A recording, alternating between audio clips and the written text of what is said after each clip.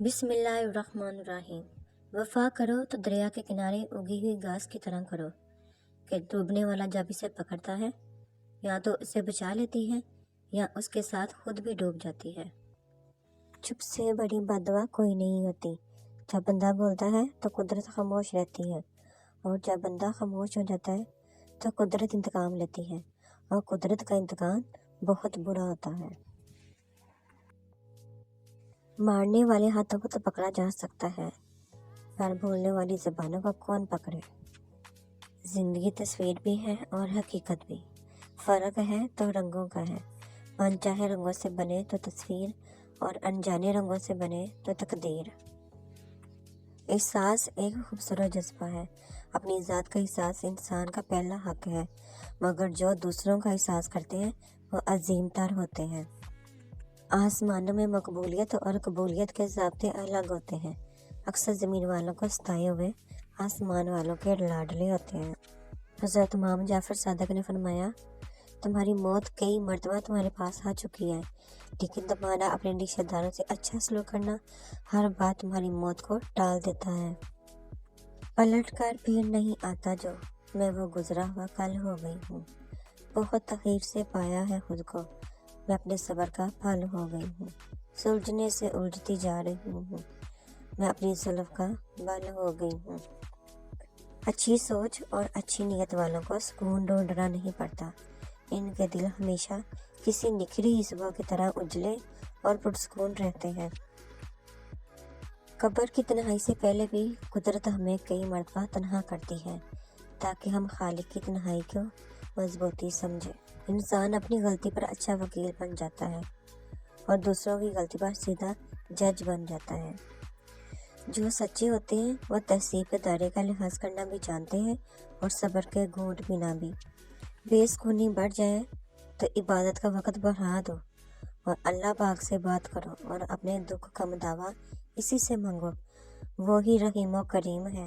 انسان زندگی میں بہت کچھ سیکھتا ہے، لیکن جب تک دوسروں سے پیار کرنا، دوسروں کو معاف کرنا اور دوسروں کی عزت کرنا نہیں سیکھ جاتا، سمجھو کچھ نہیں سیکھا۔ زندگی آسان کسی کی بھی نہیں ہوتی، بس اپنی اپنی اداکاری ہوتی ہے۔ کوئی جیل لیتا ہے اور کسی میں برداشت کرنے کی طاقت ختم ہو جاتی ہے۔ رشتے دل سے بنتے ہیں، باتوں سے نہیں۔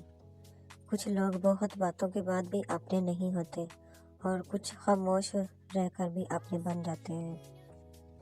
نفرت وہ چیز ہے جسے لمحے میں محسوس کیا جاتا ہے، اور محبت وہ چیز ہے جس کو ثابت کرنے میں زندگی گزر جاتی ہے۔ زخم جو دکھتے نہیں، دکھتے بہت ہیں۔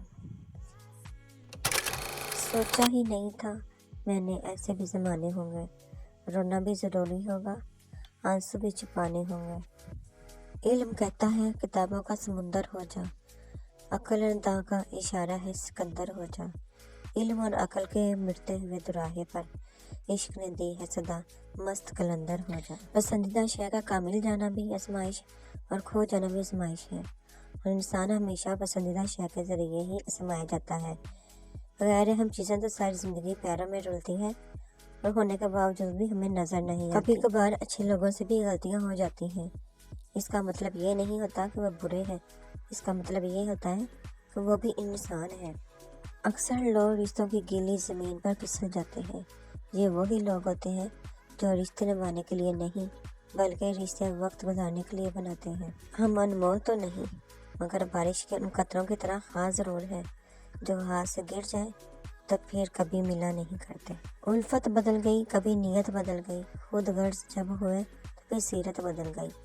اپنا قصور دوسروں کے سر پر ڈال کر کچھ لوگ سوچتے ہیں حقیقت بدل گئی۔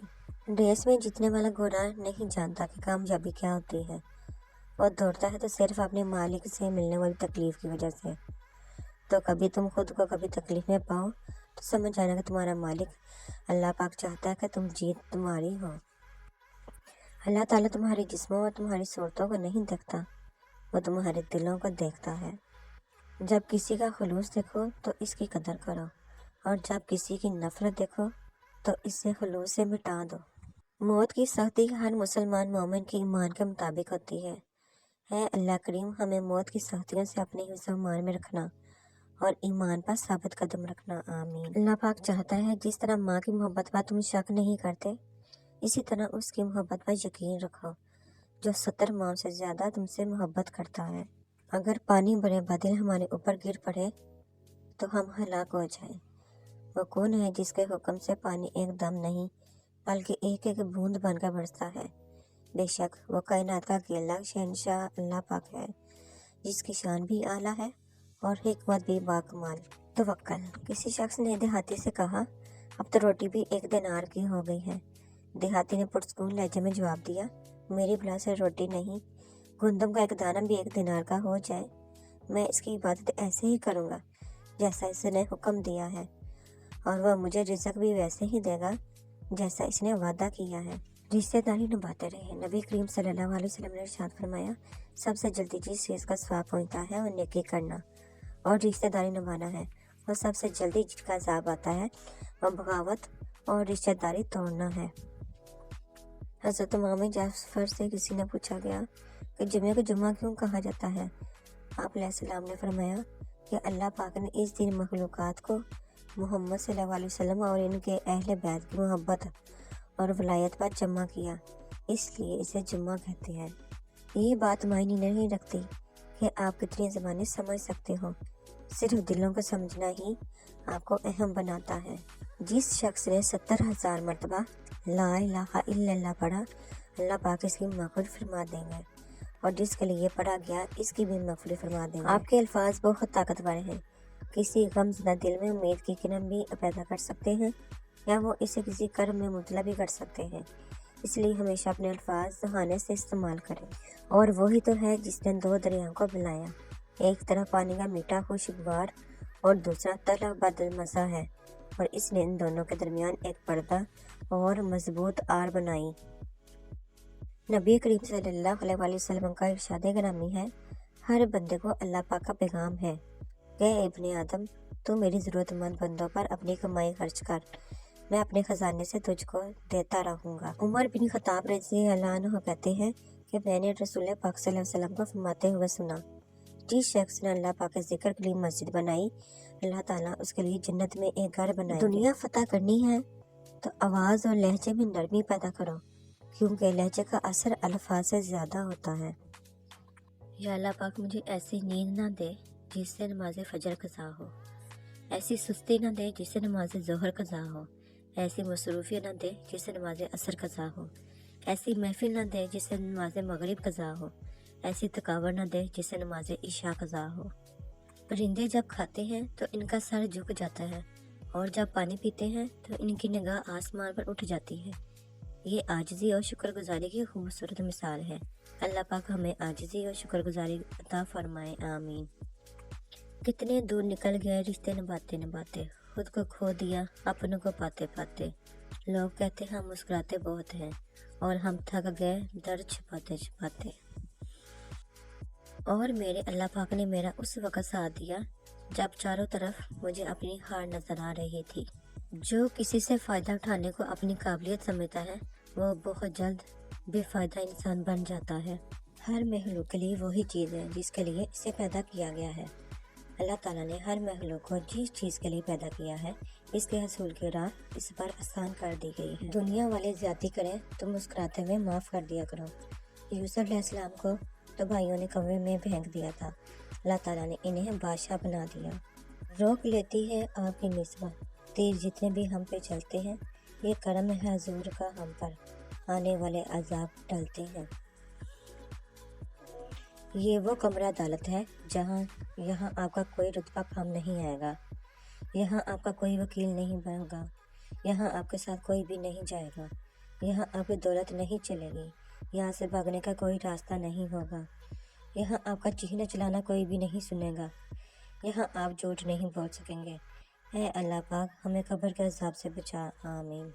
آنکھوں سے گرے آنسو اور نظروں سے گرے لوگ کبھی نہیں اٹھا کرتے۔ فجر خاص انعام۔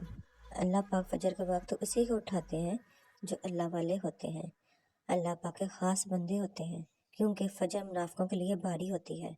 اے اللہ پاک ہمیں فجر والوں میں بنا دے اور اپنا خاص بندہ بنا دے، آمین۔ حضرت ابو ہریرہ سے روایت ہے नबी करीम पाक सल्लल्लाहु अलैहि वसल्लम ने इरशाद फरमाया कि 7 आदमी ऐसे हैं जिन पर अल्लाह पाक अपनी रहमत का साया डालता है।